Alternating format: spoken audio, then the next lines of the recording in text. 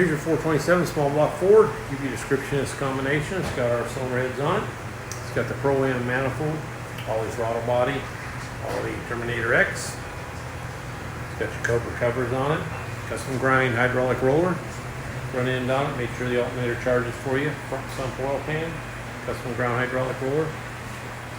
It's got our aftermarket block in it. Show you how it ran. 3,400, 490 foot-pounds of torque. It peaks torque 518, peaks horsepower 530. Good and flat up there, so everything's good. Get her off there, get in the crate, come your way. Have a great day.